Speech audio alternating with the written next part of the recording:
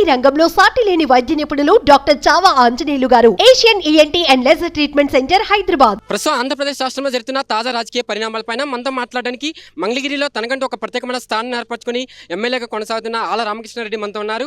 వారి మాటలోనే తెలుసుకునే ప్రయత్నం చేద్దాం. నమస్తే సార్. ముఖ్యమంత్రి గారు బస్సు యాత్ర చేపట్టారు. ముఖ్యంగా విజయవాడ నగరానికి వచ్చేసరికి విశేష స్పందన వచ్చింది. విజయవాడ నగరంలో రాయి ఘటన ప్రస్తుతం రాష్ట్ర రాజకీయాల్లో ఒక సంచలనం. ఈ యొక్క అంశం గురించి ఏం చెప్తారు? జగన్మోహన్ రెడ్డి గారు సిద్ధం సభలు పెట్టిన తర్వాత ప్రతి సభకి కూడా స్వచ్ఛందంగా లక్షలాది మంది ప్రజలు తరలి రావటం, జగనన్నకి అండగా నిలబడతారు అనే సంకేతం రావటం అనేది తెలుగుదేశం జీర్ణించుకోలేకపోయింది. మళ్ళా బస్సు యాత్ర జగన్మోహన్ రెడ్డి గారు ప్రారంభించేసరికి ఈ బస్సు యాత్రకి రాయలసీమ నుండి అపూర్వ స్పందన రావటము, అది గమనించినటువంటి ప్రతిపక్షాలు కొంతకాలం వెయిట్ చేయటము, అది కూడా విజయవాడ పరిసర ప్రాంతాలు వచ్చే వరకు. ఎందుకంటే ఈ మంగళగిరి ఎంటర్ అయిన తర్వాత మంగళగిరిలో నిన్న జగన్మోహన్ రెడ్డి గారి బస్సు యాత్రకి అపూర్వమైనటువంటి స్పందన రావటం, ప్రజలు మరి స్వచ్ఛందంగా తరలి రావటం అనేది తెలుగుదేశం జీర్ణించుకోలేకపోయింది. అంటే రాజధాని పేరుతోటి రాజకీయాలు చేయాలి అనుకున్నటువంటి చంద్రబాబు నాయుడు అండ్ కోకి ఈ ప్రాంతంలోనే వాళ్ళు రాజకీయంగా వాడుకోవాలనుకున్నటువంటి రాజధాని ప్రాంతంలోనే జగనన్నకి ప్రజలు జేజేలు పలకటం అనేది వాళ్ళు జీర్ణించుకోలేక ఇక్కడ కూడా తమ పట్టు కోల్పోతూ ఉన్నాము, జగనన్నని రాజకీయాల నుంచి దూరం, ప్రజల నుంచి దూరం చేయాలని అనుకున్నారు. కాబట్టి తెలుగుదేశం వాళ్ళ ప్రోద్బలంతోనే ఈ పని చేశారు అనేది ప్రజలందరూ నమ్ముతున్నటువంటి విషయం. దేవుడి ఆశీస్సులు, ప్రజల అండదండలు జగన్మోహన్ రెడ్డి గారికి ఉన్నాయి. కాబట్టి ఇవాళ ఎస్సీ, ఎస్టీ, బీసీ మైనార్టీలకి, అదేవిధంగా అగ్రవర్ణాల్లో ఉన్నటువంటి పేదలకి వాళ్ళ జీవితాలు బాగు చేయడానికి జగనన్న మనసు నిశ్చయించుకొని ఉంది. కాబట్టి ఆ మంచి మనసుకు అండగా ఉండాలని భగవంతుడు ఆశీర్వదించి జగనన్న ఈ ప్రాణాపాయం నుంచి తప్పించాడని నేను భావిస్తా ఉన్నాను. సానుభూతి పరంగానే చేశారంటూ కూడా టీడీపీ నేతలు విమర్శలు చేస్తున్నారు. ఒక్కొక్కరుగా ప్రెస్ మీట్లు పెట్టి వల్లారామయ్య, పట్టాభి వీళ్ళందరూ కూడా సానుభూతి ప్రకారమే చేస్తున్నారు. ఏమండి, జరిగిన సంఘటనని చూడండి. జరిగిన సంఘటనలో ఎలా జరిగింది అనేది ఒక్కసారి చూస్తే అది ఒక పక్కా పథకం ప్రకారం జరిగిందనేది స్పష్టం అవుతూ ఉంటే వాళ్ళకున్న ఎల్లో మీడియా ద్వారా దాన్ని తప్పించడానికి వాళ్ళు చేస్తున్నటువంటి ప్రయత్నాలే. ఆ జరిగినటువంటి గాయం కొంచెం కిందకి తగిలి ఉంటే కన్నుకి ఏమై ఉండేది, అదేవిధంగా కొంచెం పక్కకి కణత మీద తగిలి ఉంటే ఏమై ఉండేది.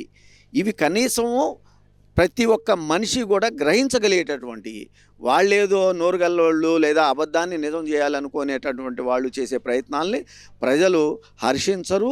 ఖచ్చితంగా నిజం నిలకడ మీద బయటకు వస్తుందని చెప్పి నేను నమ్ముతున్నాను. 2019 ఎన్నికల్లో లోకేష్ పైన విజయం సాధించి ఒక సంచలనం సృష్టించారు. 10 ఏళ్ళలో కూడా ఎన్నో వేల కోట్ల అభివృద్ధి చేసిన వ్యక్తి మీరు. మీకంటూ ఒక నిర్దిష్టమైన రాజకీయంగా ముందుకెళ్తున్నారు. ఖచ్చితంగా మీ యొక్క చేసిన అభివృద్ధి కార్యక్రమాలే ఈరోజు మురుగుడు లావణ్య గారిని గెలిపిస్తాయండి. 100 కోట్లు అండి, 1000 కోట్లు కాదు అభివృద్ధి చేసింది. నిన్ననే జగన్మోహన్ రెడ్డి గారు స్పష్టంగా చెప్పడం జరిగింది. మంగళగిరిలో సుమారు 1,20,000 ఇళ్ళు ఉంటే ఆయన సంక్షేమ పథకాల ద్వారా సుమారు 16-1700 కోట్ల రూపాయలు ఈ కరోనా లాంటి కష్టకాలంలో కూడా ఈ 5 సంవత్సరాల్లో కులాలు లేకుండా, మతాలు లేకుండా, పార్టీలు చూడకుండా, చివరికి రాజకీయాలు లేకుండా, వాళ్ళు తెలుగుదేశం అయినా సరే ఏ పార్టీ అయినా కూడా వాళ్ళు నా ప్రజలు, ఈ రాష్ట్రంలో ఉన్న వాళ్ళంతా నా కుటుంబం అని చెప్పి వాళ్ళలో మంగళగిరిని కూడా కలుపుకొని 1,20,000 ఇళ్ళు ఉన్నటువంటి ఈ మంగళగిరి నియోజకవర్గంలో సుమారు 1,02,000, 1,03,000 ఇళ్లకి ఆయన సంక్షేమ పథకాలు వెళ్ళినాయి అనేది మనందరికీ తెలిసినటువంటి సత్యమే. అదేవిధంగా అభివృద్ధి ఏం చేశాము, ఎలా చేశాము అనేది మీరు ఎవరిని అడిగినా, ఏ ప్రాంతాన్ని తిరిగినా కూడా మంగళగిరిలో స్పష్టంగా చెప్పగలుగుతారు. ఈ రెండు కళ్ళలాగా అభివృద్ధి, సంక్షేమం అనేది వైఎస్ఆర్ కాంగ్రెస్ పార్టీని ఆశీర్వదిస్తూ ప్రజలందరూ తిరిగి నాకన్నా కూడా అత్యధికమైనటువంటి భారీ మెజార్టీతో స్థానికంగా ఉన్నటువంటి విద్యాధికురాలైనటువంటి మహిళని, అదేవిధంగా నా ఎస్సీలు, నా ఎస్టీలు, నా బీసీలు, నా మైనార్టీలు అని అంటూ దానికి నిజమైన నిర్వచనాన్ని, అర్థాన్ని ఇస్తూ ఇవాళ మరి నా సీటును కూడా, నాకు గతంలో కేటాయించిన సీటును కూడా ఒక బీసీ చేనేత మహిళకి జగన్మోహన్ రెడ్డి గారు కేటాయించి మరి ప్రజల దగ్గరికి తీసుకొచ్చాడు అని అంటే ఎంత గొప్ప నిర్ణయము. ఆ నిర్ణయానికి ప్రజలందరూ కూడా పూర్తి స్థాయిలో మద్దతు పలుకుతూ ఆమె భారీ విజయానికి ఇవాళ ఇవన్నీ కూడా తొలి పునాదు మెట్లు కాబోతా ఉన్నాయి. లోకేష్ గారి రెండవసారి ఓటమి తథ్యం. అంతేకాదు, ఒక్కసారి గమనించాలి, ఒకసారి ఓడిపోయిన తర్వాత నారా లోకేష్ 2019లో ఇదే మంగళగిరి నియోజకవర్గంలో అతను గనక నిజమైన రాజకీయ నాయకుడు అయి ఉంటే అతనికి గనక కనీసం ఎస్సీ ఎస్టీ బీసీ మైనార్టీల మీద ప్రేమ, కనీసం సానుభూతి ఉంటే పక్క నియోజకవర్గాలు ఏమన్నా చూసుకోవాలి, అది కూడా ఎందుకు అంటున్నాము ఆలోచన చేయాలి అని అంటే, అయ్యా నేను అంటే లోకేష్ గారు 3 శాఖల మంత్రిగా ఉండి నారా చంద్రబాబు నాయుడు గారు ముఖ్యమంత్రిగా ఉన్న 5 సంవత్సరాల్లో మనం ఏమీ చేయలేదు కాబట్టి మనల్ని ఓడించారు.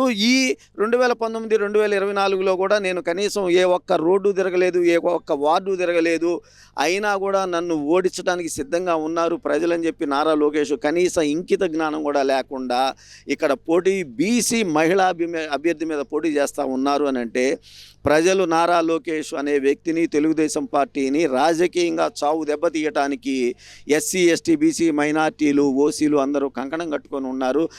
రాసి పెట్టుకోండి, చరిత్ర తెలుగుదేశం పార్టీది పూర్తి స్థాయిలో రాజకీయంగా పరిసమాప్తి కావటానికి తొలి బీజం మంగళగిరి నుంచే పడతపోతా ఉందని చెప్పి నేను ఖచ్చితంగా చెప్పగలుగుతాను. మళ్ళీ చెప్పండి సార్, నిస్వార్థంగా మీరైతే మురుగుడు లావణ్య గెలుపు కోసం ముందుకు వెళ్తున్నారు. ఖచ్చితంగా అధికారంలోకి రాగానే ఆళ్ల రామకృష్ణారెడ్డికి సముస్థానం ఉండబోతుంది అంటే అసలు మా స్థానాలు కాదండి. 2019లో జగన్మోహన్ రెడ్డి గారిని ముఖ్యమంత్రిగా చేసుకున్న తర్వాత ఇచ్చిన మేనిఫెస్టోలో 92-93% ఆర్థిక ఇబ్బందులు ఉన్నా కూడా పేదవాడి కోసం పనిచేసినటువంటి జగన్మోహన్ రెడ్డి గారి గుండెలో మంచి స్థానం ప్రజలందరికీ ఉంటుంది. వాళ్ళలో అందరికీ పనిచేసిన నా ఒక్కడి కాదు, అందరికీ ఉంటుందని చెప్పేసి ఇది జగమెరిగిన సత్యం. ఏమండి వాళ్ళు ఎన్ని కూటములు కట్టుకున్నా, ఎన్ని పొత్తులు పెట్టుకున్నా కూడా ఆ పొత్తులన్నీ అనైతిక పొత్తులు. ఆ పొత్తులన్నీ కూడా ఇదే రాష్ట్ర ప్రజలు గతంలో తిరస్కరించినయే.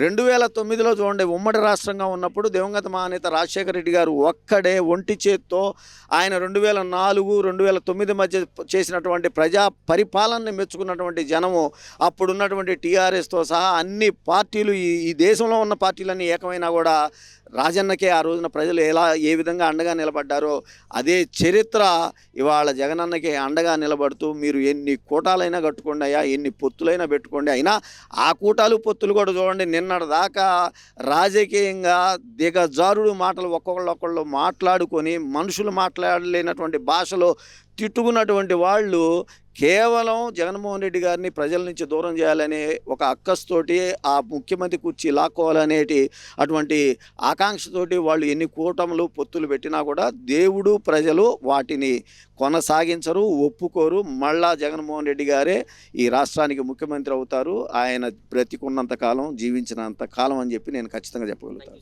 సమస్య లేని ఇల్లు ఉండదు, పరిష్కారం లేని సమస్య ఉండదు. బంధాలు గొప్పవి, బాధలు చిన్నవి. మీ సమస్యని మేము పరిష్కరిస్తాం. రండి మాట్లాడుకుందాం.